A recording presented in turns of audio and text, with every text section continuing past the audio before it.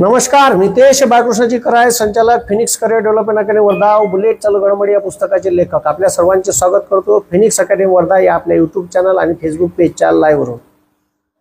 बे पोट्यो, आता लक्ष द्या, 4 दिवसावर लोकसभेचा रिझल्ट आला आहे आणि मले असं वाटते का मोदीनंच बीजेपीची सुपारी घेतली आहे का.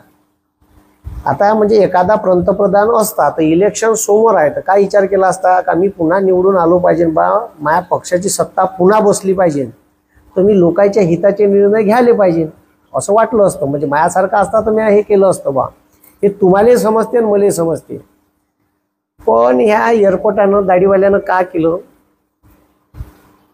ऐन लोकसभा इलेक्शन चालू असताना, त्याच्यात महाराष्ट्राचं इलेक्शन चालू असताना आणि ज्या पट्ट्यात कांदा पिकते त्याच पट्ट्यात ठीक आहे एक डिसिजन घेतलं का 2000 मेट्रिक टन नाशिकचा पांढरा कांदा निर्यात करायला परवानगी, पण भारतातला कोणताच कांदा निर्यात होणार नाही. मग बवाल झाला, थोडासा प्रश्न उठायला लागले, तर भारतातला कांदा निर्यात करायला परवानगी दिली, पण दुनियाभराच्या टर्म अँड कंडिशननं एवढं त्याच्यावर निर्यात शुल्क लावलं का कांदा बाहेरच्या लोकांना प्रचंड महाग पडून राहिला, तर शेतकऱ्याच्या मालाचे भावच वाढले नाही.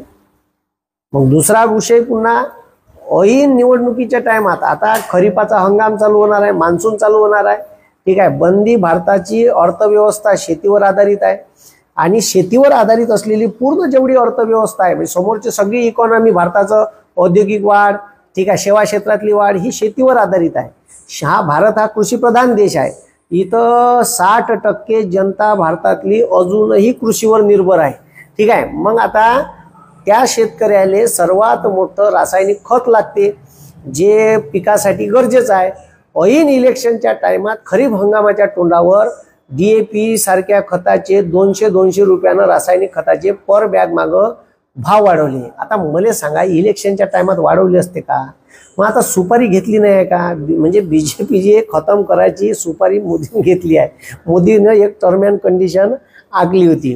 ते टर्म अँड कंडिशन का म्हणे, पहिले तर म्हणे 2019च्या इलेक्शनले 70 वर्षाच्या आत जो कोणी बीजेपीचा नेता असेल त्याला लोकसभेला उभंच राहता येणार नाही ठीक आहे. त्याच्यात ह्या जो आपला महाराष्ट्राचा कोश्यारी होता, राज्यपाल, तो खासदार होता त्या उत्तराखंडमधून, त्याला 19 मध्ये याच मुद्द्यावर गायब केलं का तुला उभं राहता येत नाही, ते वर 70च्या वर झाला. आता ह्या बापूसाहेब स्वतः 75च्या वर झाला आणि ह्या पंतप्रधानपणासाठी पुन्हा टक करून राहिला आहे का नाही. तर हे तकतक जो करून राहिला या पंतप्रधान, ह्यात त्या नियमात बसत नाही. मग आता नियम दुसऱ्यासाठी वेगळे पण स्वतःसाठी वेगळे आहे का ठीक आहे.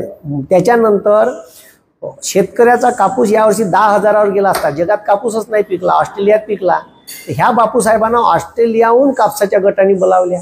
आता मला सांगा, याले कापसाचे शेतकरी का म्हणून मत देईन का? जो कापसाचा हमीभाव 6,700 आहे, जो 6,200च्या वरच चालला नाही, आणि कापसाच्या गटांनी आयात केल्या आणि निर्यात बंदी करून टाकली कापसाची, तिथं कापसाचे भाव पडले ठीक आहे. ऐन सोयाबीनची ढेप बोलावली 1 वर्ष, तेव्हापासून सोयाबीनचे रेटच वाढून नाही राहिले. दरवर्षी सोयाबीनची ढेप बोलावून चालू आहे. कास्तकाराला सोयाबीनमध्ये मारणं चालू आहे म्हणून ठीक आहे. सोयाबीनचा कास्तकार ठीक आहे, सोयाबीनचा कास्तकार का म्हणून मत देईल. आणि ऐन इलेक्शनच्या टायमात म्हणजे इलेक्शनच्या अगोदर एक GR काढला. तो GR म्हणते का दुधाचे भाव डायरेक्ट 34 रुपये लिटरहून 24 रुपये 23 रुपये लिटरवर आणले. दुधावर शासन जे सबसिडी देत होतं ते बंद करून टाकली. इतकं बदमाश काजी एखाद्या माणसानं राव ठीक आहे. आता मले लोक शिवा देते, अबे पण केलं का ते तर पहा. खोटं असेल तर माझ्यावर कोणा कोर्टात केस टाकान साले हो ठीक आहे. मी जर खोटं बोलून राहिलो असेल तर, म्हणजे लोकांच्या हिताचे निर्णय घ्यासाठी सरकार असते. म्हणून मोदीनं बीजेपी संपवायची सुपारी घेतली आहे का, हा माझा प्रश्न आहे. तुम्ही कमेंट्समध्ये सांगू शकता. आता गॅस सिलेंडर पहा, एखाद्यानं आता ठीक आहे बा 7 वर्ष वाढवली, कमीत कमी इलेक्शनच्या वर्षात तर अर्ध्यावर आणली असती किंमत. पण लोक एवढे रोष आहे बा, लोक मार बोंबलून राहिले का 430चं सिलेंडर 1130चं नेलं, तर एखाद्यानं 600 रुपये आणलं असतं. केले बा, मी 600 कमी तुमच्यासाठी, पण ते बी नाही केले साल्यानं. आता का म्हणा ठीक आहे.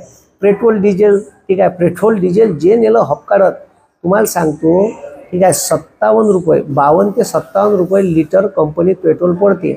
बाकीचे बंदे पैसे पेट्रोल डिझेलचे हे जे आहे ते पुरे पैसे डबल पैसे टॅक्स आहे. 120 ते 130% टॅक्स, डायरेक्ट आणि इनडायरेक्ट टॅक्स एवढे मिळून डायरेक्ट म्हणजे ठीक आहे 50 रुपये 60 रुपये लिटरचं जे पेट्रोल आहे ते डायरेक्ट 57 रुपये त्याच्यावर टॅक्स आहे. एवढा टॅक्स मोदी पेट्रोल डिझेलवर हक काढते. बरं त्याच्यानंतर शेतकऱ्याला का नाही 6,000 रुपये भीक देते किसान सन्मान योजना म्हणून. याचे पैसे कोणाकडून वखरले माहिती आहे का? आपल्या शेतकऱ्याकडून वखरले. 60% जनता तर शेतीत काम करते भारतातली, 60%. आता 60% जनता शेतीत काम करते. मग याच्यापाशी काय? स्प्लेंडर आहे, ठीक आहे, त्याच्यानंतर पॅशन आहे, पॅशन प्रो आहे, ठीक आहे, ह्या गाड्या आहे, बाईक. त्याच्यानंतर याच्या घरी ट्रॅक्टर आहे, ट्रॅक्टरला डिझेल लागते. आणि बाकी मग आहे ठीक आहे ट्रक मालवा यायला डिझेल लागते. तर ह्या डिझेलवर ह्या पोट्ट्यानं ठीक आहे ॲग्रिकल्चर डेव्हलपमेंट सेस म्हणजे कृषी विकास ठीक आहे अधिभार म्हणजे ॲग्रिकल्चरचे पैसे हे जे 6,000 रुपये भीक देऊन राहिलं सरकार, हे भीक ठीक आहे कुठून काढायची? ठीक आहे, हे पैसे वखरायचे कुठून? तर आपल्याच लोकांवर ठीक आहे पैसे यानं लावले. ठीक आहे, मग किती लावले? तर भाऊ पेट्रोलवर लावला यानं ठीक आहे जवळपास 2.5 रुपये सेस आणि डिझेलवर लावला 4 रुपये. इतकं तुफान आहे हे. म्हणजे आपले पैसे आपल्याकडूनच वखरून राहिलं. त्याच्यानंतर फवाऱ्याच्या औषधावर जीएसटी, ठीक आहे, खताच्या बॅगावर जीएसटी. 1 लाखाचं जर औषध घेतलं तुम्ही फवाऱ्याचं ठीक आहे तर त्याच्यावर सरळ 18,000 रुपये जीएसटी पडून राहिला. मग हे तुम्हाला सांगा काय 1 लाखाचं औषध घेतल्यावर ठीक आहे 18,000 जीएसटी देऊन राहिला आणि 6,000ची भीक हे चोट्टा आपल्याला देऊन राहिलं. मग आता नाही मोदीनं सुपारी घेतली का? तुम्हीच मला सांगा. अन्नधान्य 30 किलोच्या अन्नधान्याच्या कट्ट्यावर ठीक आहे 30 किलोच्या अन्नधान्याच्या कट्ट्यावर ह्या पट्ट्यानं जीएसटी लावला. आता 30 किलोचा HMT तांदूळाचा कट्टा, तुरीच्या डाळीचा कट्टा, ह्या कट्टा घेते कोण? तर हे सर्वसामान्य लोक घेते ना जी, आहे का नाही? मग आता 30 किलोचा कट्टा तुमच्या घरी भरून आहे ना. 2 कट्टे तुरीच्या डाळीचे तुमच्या बायकोनं आणायला लावले, HMT तांदूळाचे 3 कट्टे निया टामात भरून आहे. मग हे जे कट्टे भरून ठेवले याच्यावर सुद्धा ह्या पट्ट्यानं 5% जीएसटी लावला. बरं कफन असते का नाही? कफन ठीक आहे म्हणजे तुम्ही जे साहित्य घ्यायला जाता माणूस मेल्यावर, तिडी फिडी कपडे, या कफनवर सुद्धा ह्या पट्ट्यानं जीएसटी लावला. त्याच्यानंतर जे अन्नधान्य त्या ठीक आहे गुरुद्वारात मंदिरात विकत घेते त्याच्यावर बी जीएसटी लावला. ह्या पट्ट्यानं ठीक आहे कोणतंच क्षेत्र सोडलं नाही का जिथं ठीक आहे सामान्य लोकांची लूट नाही होईल. ऐन इलेक्शनच्या टाइमात शेतकऱ्यानं हमी भावासाठी दिल्लीला आंदोलन केलं.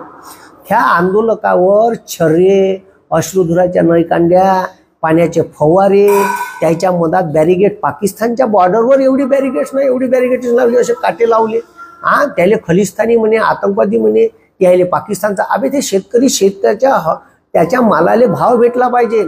अबे एखाद्यानं हे खुर्ची बनवली तर ह्या खुर्चीचे भाव जो खुर्ची बनवणार आहे तो ठरवते. आणि शेतकऱ्याच्या शेतमालाचे भाव तुम्ही ठरवता. पण तुम्ही ठरवता मग त्याला ठीक आहे जगता येईन एवढे तर द्या. त्याचं कर्ज भरू शकन, त्याच्या पोराचं शिक्षण होऊ शकन, त्याच्या ठीक आहे पोरीचं लग्न तो करू शकन, त्याचं कर्ज फेडू शकन. ह्या साऱ्या गोष्टी त्याच्या शेतीच्या उत्पन्नावर निर्भर आहे ना. आणि तुम्ही त्याला लुटाचंच काम करून राहिले प्रत्येक ठिकाणी. हे काम मोदीनं मागच्या 10 वर्षात कंटिन्युअस केलं आहे. पण इलेक्शनच्या वर्षात सुद्धा ऐन निवडणुकीच्या वेळेस सामान्य लोकायले शेतकऱ्याला लुटाचं काम केलं आहे. म्हणून मला असं वाटून राहिलं का ह्या पठ्ठ्यानं म्हणजे BJPले संपाची सुपारी घेतली आहे असं वैयक्तिक मत आहे. तुमचं काय मत आहे तुम्ही कमेंट बॉक्समध्ये सांगू शकता. आणि मी काही खोटं बोलत असेल तर कोणा कोर्टात जायचं आहे तिथं जा, मी ह्याले तयार आहे आणि मी जेलमध्ये बी तयार आहे. हे जे आंडूपांडू लोकांच्या धमक्या फमक्याला भेट नाही, त्याच्यामुळे काही लोड घ्यायचं नाही. जे सांगून राहिलो ते सत्य आहे, वास्तविकता विचारा. काही पोट्टे अंधभक्त आहे, डोळ्यावर पट्टी बांधून आहे. त्या चोट्ट्याचा त्याच्या बापाचा कांद्याचा कट्टा 400 पार नाही जात, त्याच्या बापाचं सोयाबीन 4,000च्या पार नाही चाललं. आणि हे अक्की वार 400 पार म्हणते. 400 पार वगैरे काही जाणार नाही. त्याच्यावर एक लगेच व्हिडिओ घेणार आहे. ठीक आहे, आता इलेक्शनचा रिझल्ट आहे आणि ठीक आहे तर तो झोला घेऊन वापस जाणार आहे. सध्या तो समाधीवर गेला आहे. ठीक आहे, 45 तास समाधी घेणार आहे. म्हणते तो समाधीतून वापस येते का नाही का. ठीक आहे, असं मला वाटून राहिलं. कारण रिझल्ट आता तोंडावर आले आणि त्याला माहीत आहे रिझल्ट काही आपल्या बाजूनं लागत नाही. ठीक आहे, तर आता सध्या लोक प्रचंड रोषामध्ये होते आणि तो रोष ठीक आहे या इलेक्शनमधून दिसणार आहे. कारण लोक आडवेहून प्रश्न विचारायला तयार होते. हरियाणात प्रचंड रोष होता, महाराष्ट्रात ठीक आहे, त्याच्यानंतर तेलंगणा, सगळ्याच राज्यात. कारण जिथं तिथं लूट या सरकारनं केली. म्हणून मोदीनं जे धोरणं आखले हे खरंच बेरोजगार पोट्ट्याले रस्त्यावर आणायचं काम केलं, ठीक आहे, सरकारी नोकऱ्या काढल्या नाही, का पोट्ट्यानं आंदोलन केलं, त्याच्यावर सोटे मारले. म्हणून ठीक आहे, बेरोजगारापासून शेतकऱ्यापासून सर्वसामान्य नागरिकांचे बेहाल करणारं हे मोदी सरकार होतं. ठीक आहे, आता याच मोदीनं BJP संपवायची सुपारी घेतली का, असा माझा प्रश्न होता. त्याच्यावर हा व्हिडिओ होता. धन्यवाद. आजच्या दिवशी इथंच थांबतो. इन्क्लाब जिंदाबाद. जय